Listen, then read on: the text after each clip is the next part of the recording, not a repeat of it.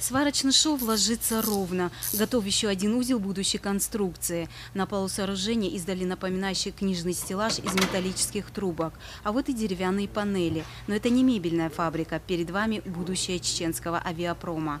Пахруди Мусаев – первый в республике авиаконструктор-самоучка.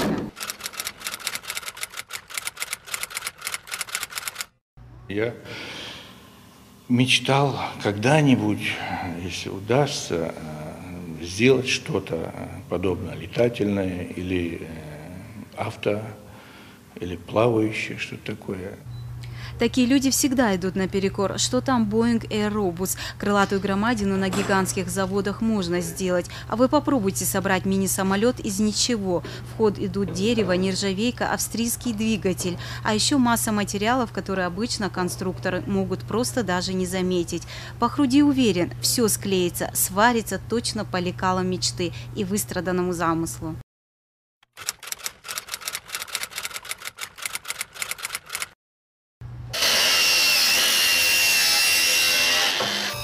Сверхлегкий летательный аппарат – только самое необходимое, что может пригодиться в небе. На металлической основе обшивка из сосны склеена специально смолой. Мотора мощностью 100 лошадиных сил должно не просто хватить, чтобы оторваться от земли. Такие крылатые малыши уже давно доказали свою состоятельность в небе разных стран.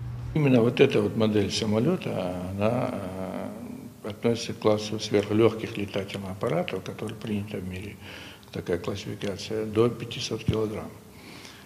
Она может выполнять очень много функций. Творческой лабораторией стал бокс автогаража Министерства по национальной политике, печати и информации. Здесь поверили в крылатую мечту Пахруди.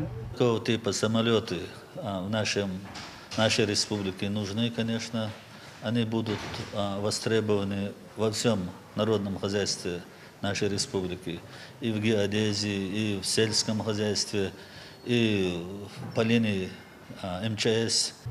Как и все творцы, авиаконструктор-самодельщик не любит лишних слов, предпочитает все доказывать делом. Главное, он уверен, путь к цели выбран верный. Еще немного усилий и прозвучит заветная команда «От винта». Медина Исламова, Муса Харсиев, Заур Магомадов. Новости.